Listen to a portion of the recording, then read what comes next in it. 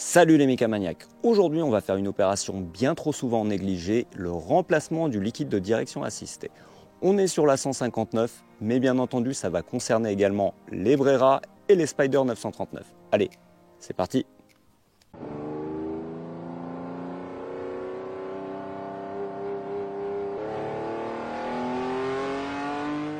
Si tu t'intéresses un petit peu à la 159 ou la Brera d'ailleurs, si tu es inscrit sur des groupes Facebook ou sur des forums, tu as déjà très certainement vu passer des posts qui parlent de problèmes de direction assistée, de volant qui devient dur, de divers bruits, de casse de crémaillère, de durite, etc.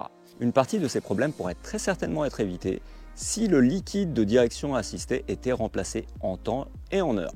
Malheureusement, à ce que je sais, il n'y a pas d'intervalle vraiment préconisé pour le remplacement du liquide de direction assistée sur ce véhicule. En tout cas, il n'y a rien d'indiqué dans le livret. De mon expérience et de par les quelques recherches que j'ai faites, moi je te conseillerais de le faire au maximum tous les 4 ans ou tous les 80 000 km. Ça reste un intervalle correct et c'est une opération qui ne coûte pas particulièrement cher, donc autant le faire. Si tu veux remplacer le liquide de direction assistée, l'une des questions que tu vas te poser, c'est quel liquide utiliser. Donc d'origine, selon les modèles, on peut retrouver deux types de liquides, le Tutela GI-R et le Tutela GI-E. Le GI-E, qui est de couleur rouge, on le retrouvait sur les premières séries d'Alfa 159 et de Brera jusqu'en 2007. À partir de 2008, on a eu le liquide vert qui est le Tutela GI-R. Un moyen pour te rappeler du nom, c'est l'inverse. GI-R, ça aurait pu être le rouge, mais non, en fait, c'est le vert. On peut lire un peu partout que les deux ne sont pas miscibles. Donc si tu as du rouge, il faut éviter de mettre du vert. Si tu as du vert, il faut éviter de mettre du rouge. Ou alors, il faudra remplacer le liquide dans son intégralité. En principe, si tu as encore l'étiquette sous ton capot, c'est marqué celui que tu devrais avoir dans ta voiture. À noter qu'on est sur des voitures qui sont maintenant âgées. Au mieux, on va avoir un véhicule qui a 14 ans. Donc ce qu'il y a vraiment dans le bocal, on l'ignore, sauf si on a des factures. Il paraît que le GI-R est à base synthétique et que le GIE est à base minérale. Il existe des alternatives, je te mettrai quelques liens en description. L'ancien, le rouge, il est à la norme Dexron 3G.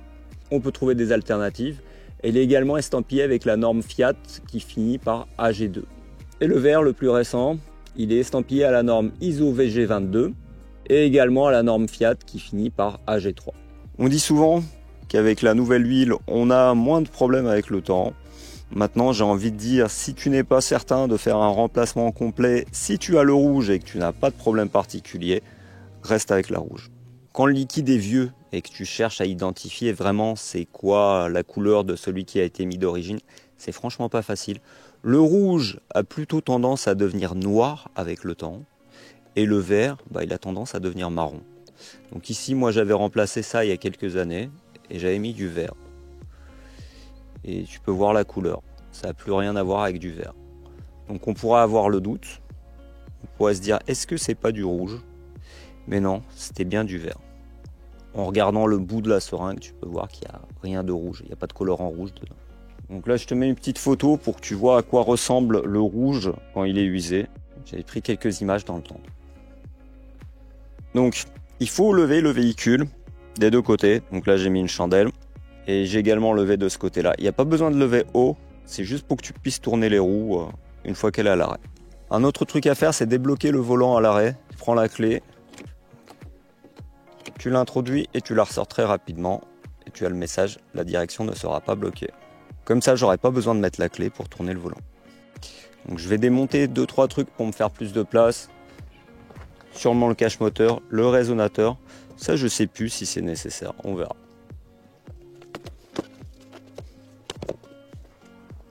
Je prends un petit crochet pour déclipser celui-là.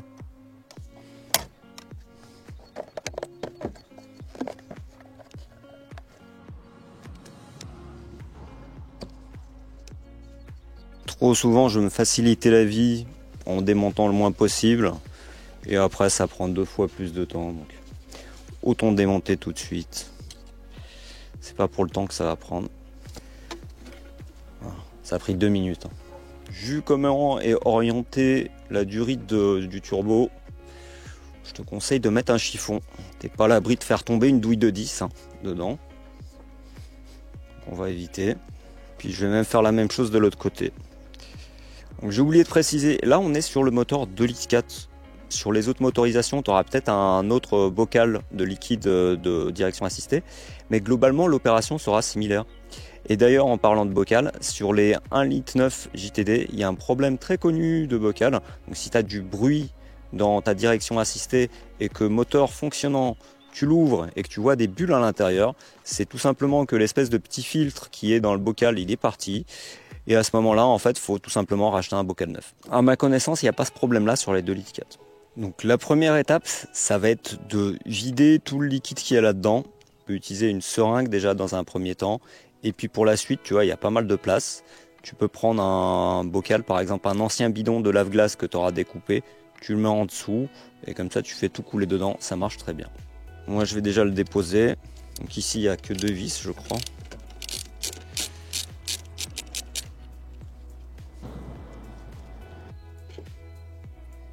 Je crois que dans le 1,9 litre de mémoire, tu as un petit peu moins la possibilité de bouger les durites, tu as un petit peu moins de place pour ça. Parce que là, on peut facilement tout déclipser. C'est impec. Là, je sais pas si tu as vu précédemment, il suffit de mettre un tournevis ou même avec les doigts. Tu pousses et tu sors la durite. Donc là, je l'ai déjà sorti. Et de faire la même chose avec la deuxième. Voilà. Donc là, on pourra faire ce qu'on veut. On pourra même les mettre devant le véhicule. Voilà, en fait, il y a suffisamment de place pour le mettre à côté et le retourner carrément. Et je vais peut-être faire ça. Tu vois, je te disais un bidon de lave-glace ou d'autres choses d'ailleurs. Je vais vider ça à côté du véhicule, comme ça, moins de risque de mettre ça sur les courroies ou quoi.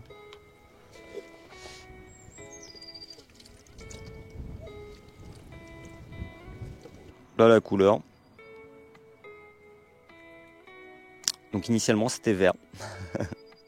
Maintenant, je vais aller dans le véhicule, je vais tourner 2-3 fois le volant, ce qui va avoir pour effet de vider la crémaillère et le liquide devrait remonter dans le bocal. Donc je fais des allers-retours.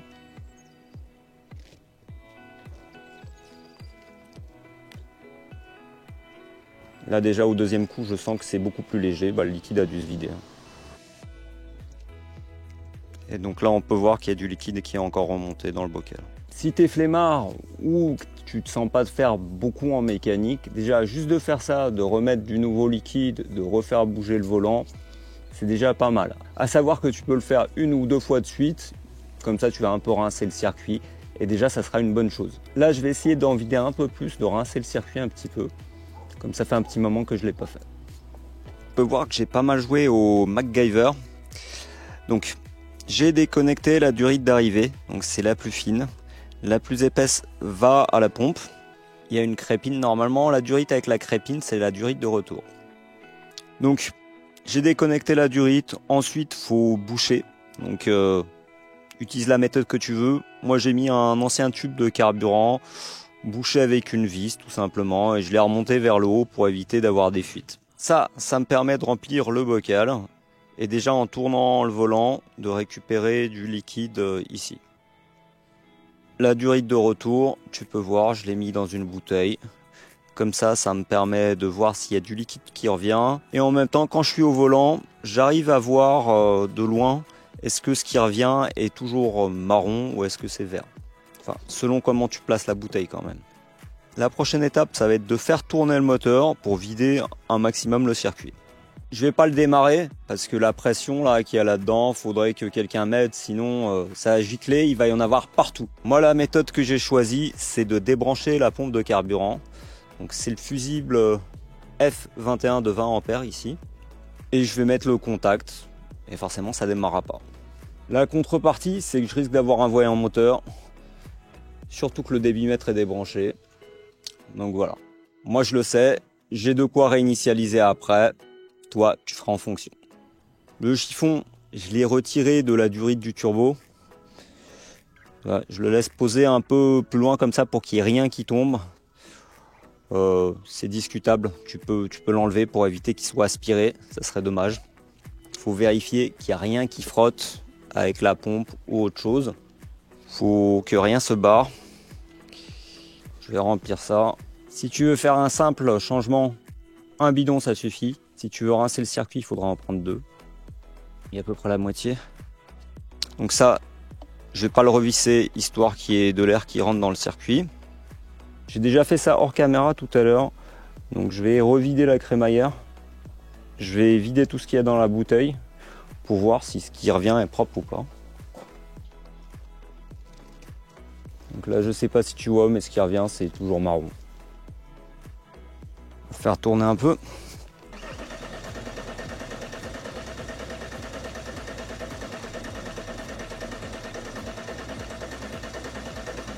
Voilà, c'est propre. Je sais pas si tu as vu. Là, ce qui revient, c'est vert. Impec. J'ai fait encore une autre opération. J'ai démonté le bocal. Donc déjà pour le vider de l'huile qu'il y avait dedans, même si celle qu'il y avait était propre. Mais surtout pour nettoyer la crépine. À l'intérieur, là, tu as une crépine. Et là, elle est propre parce que je l'ai nettoyée. Mais elle était sale. Tout au bout, là, au bout de la crépine, il y avait un amas noir. Donc ce que j'ai fait, c'est que j'ai commencé par prendre du nettoyant frein et j'ai pulvérisé là où c'était encrassé de ce côté-là, ce que je voyais qui était crade. Bien entendu, je l'ai fait sortir le produit après. Et pareil, de ce côté-là. À l'intérieur, c'est compartimenté, il y a 2 compartiments si tu regardes bien. Donc il faut un peu jongler pour faire sortir tout le produit. Mais je pense pas en avoir laissé. Puis s'il en restait un petit peu, j'ai laissé sécher. Normalement, le reste a dû s'évaporer. Et le plus important, c'est que là, la crépine, tu vois, elle est propre. Donc potentiellement, j'aurai moins de soucis. Je vais mettre un petit coup dans les tubes à l'intérieur, avec du papier propre, bien sûr. Et j'ai pris soin de prendre des gants propres aussi.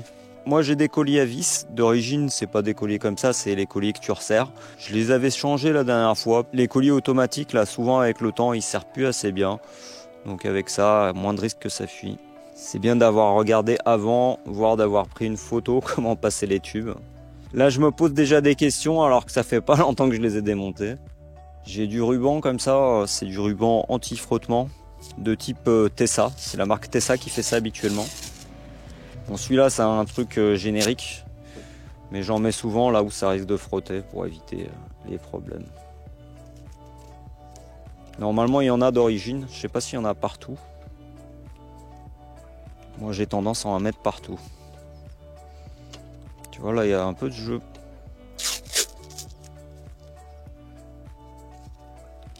Depuis la dernière fois, ça avait bien tenu. Et alors, sur le 2,4 litres, ce truc-là, il a tendance à frotter contre le cache. Donc, je vais essayer de le mettre au maximum vers l'extérieur. Et il faut serrer avec modération, sinon ça va trop écraser les parties en caoutchouc. Elles amortiront plus rien. Et pareil, ça tue le vis avec modération. Je vais prendre une douille, donc là c'est du 7. En général sur les colliers c'est du 7. Comme je t'ai dit, avec modération. Bien remettre le tube de trop plein. Donc je suis là, je vais mettre un petit coup de chiffon, donc de l'APC, une microfibre, pour pas faire trop de micro-rayures. Voilà, c'est un peu plus propre, c'est pas parfait, mais je m'en contenterai. J'ai retiré les chiffons, vérifie 3 fois, 4 fois, 5 fois s'il le faut. Faut être sûr qu'il reste pas un chiffon, sinon gros problème potentiel en vue. Le collier qui va m'embêter le plus, c'est celui-là. J'essaie avec une pince comme ça, je sais plus comment j'ai fait ça la dernière fois. Avec ça, j'aurai sans doute plus de force. Voilà. Sinon, pour ce type de collier, il y a une pince spéciale comme ça. Je te mettrai un lien si tu veux acheter ça. Ça vaut, je sais plus, une quinzaine d'euros, peut-être moins. Peut-être que ça vaut 7-8 euros, je sais plus. En tout cas, ça simplifie nettement les choses pour ce type de collier.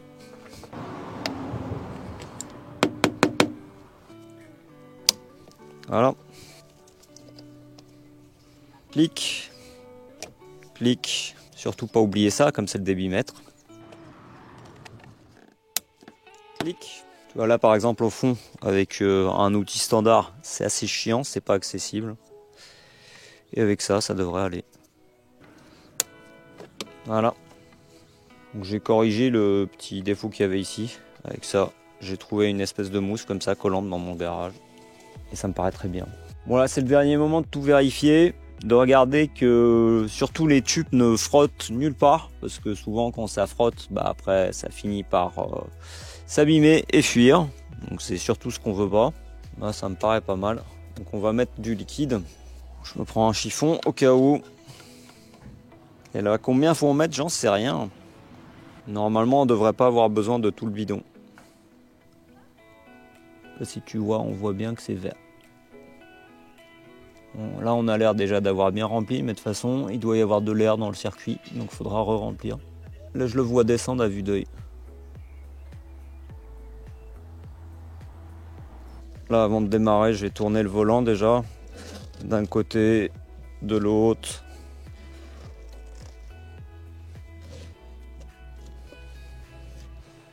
Et là, le niveau, il est un petit peu descendu, pas énorme. Concernant la jauge, je ne sais pas si j'arriverai à te faire voir ça. Beaucoup de gens ignorent qu'il y a deux côtés de la jauge. D'un côté, tu as le minimum et le maximum. Et ici, c'est écrit 20 degrés Celsius. Donc ça, c'est pour vérifier le niveau à froid. Et si tu tournes de l'autre côté, tu as aussi un minimum et un maximum, mais qui sont un peu décalés. Et là, c'est écrit 90 degrés Celsius. Donc ce côté-là, c'est pour vérifier le niveau à chaud. Les jauges entre le chaud et le froid sont différentes. Elles ne sont pas au même niveau. Quand tu contrôles ton niveau, faut pas se tromper. J'ai pas encore rebranché la pompe à carburant. Donc je vais faire un peu tourner, histoire de remettre la pompe de direction assistée en huile pour pas l'abîmer. Allez, ça ira bien. Et là on va voir est-ce que c'est beaucoup descendu. Ah ouais, là il n'y a plus rien. Du coup je vais recommencer ça encore une fois. Donc maintenant je vais pouvoir remettre le fusible de la pompe à carburant. Pour l'instant ça n'a pas fait de voyant d'erreur au tableau de bord. On verra si ça en fait un. Donc là le véhicule il est levé, donc je vais pouvoir tourner les roues tranquillement. On va démarrer le moteur et puis on va voir ce que ça donne. Donc j'ai recommencé l'opération une deuxième fois tout à l'heure. Et maintenant le niveau il a plus baissé.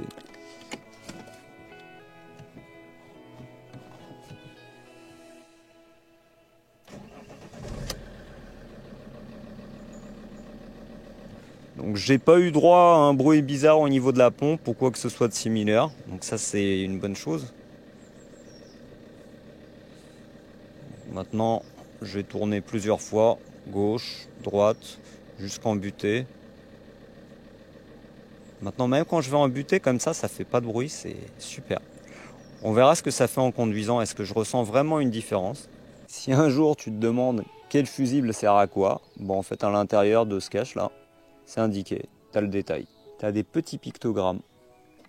On serre ça assez fort pour écraser le joint qui fait l'étanchéité de cette boîte. La touche finale. La touche finale du passionné. Un petit coup de chiffon. Depuis hier, j'ai laissé le moteur se refroidir. Et aujourd'hui, j'ai fait le niveau. Là, à 20 degrés, je suis bien au max. Et à 90, je suis un petit peu en dessous. Si jamais t'en as un peu trop mis, tu peux toujours en retirer. Moi, ça m'est déjà arrivé d'en mettre un petit peu plus. J'ai jamais eu de débordement ou autre chose. De toute manière, il y a une mise à l'air ici, tu vois. Si on a trop, ça va déborder. Et là, j'ai retiré un peu de liquide. Tu peux voir que même sorti du bocal, on voit bien qu'il est vert. Il est plus marron. Je ne suis pas encore allé conduire le véhicule, mais déjà rien qu'à l'arrêt, quand je tourne le volant maintenant, il y a une sacrée différence. C'est beaucoup plus souple, il y a besoin de beaucoup moins de force pour le tourner. Et en prime, un détail assez important, j'ai pas eu de voyant moteur. Donc ça intéressera pas mal de monde certainement. Par contre, il est possible qu'il y ait une erreur malgré tout loguée dans le CU sans que le voyant n'apparaisse. Mais bon, ça à la limite, c'est pas très grave. Bon, à ce stade, je pense qu'on peut dire que la mission est accomplie. Il existe différentes méthodes pour faire ça, mais je pense vraiment que celle-ci est la plus simple. Donc n'hésite vraiment pas à remplacer ton liquide de direction assistée. Ça coûte pas très cher. Comme tu as pu voir, il n'y a pas besoin d'outils spécifiques. Ça pourra être que bénéfique pour ton véhicule. Comme d'hab, j'espère que cette vidéo t'a plu et surtout que ça pourra t'être utile. Laisse un pouce. Si tu apprécies mon travail et que tu veux me payer un coup à boire, tu peux utiliser le bouton merci en dessous de la vidéo. Si tu as des questions, ça se passe en bas dans les commentaires ou éventuellement sur mon groupe Facebook. Si tu n'es pas encore abonné à la chaîne, clique ici pour le faire et tu peux même activer la cloche pour être notifié des prochaines vidéos. Je te dis à la prochaine et en attendant, tu peux me rejoindre dans l'une des deux vidéos que je te mets actuellement à l'écran. Allez, salut!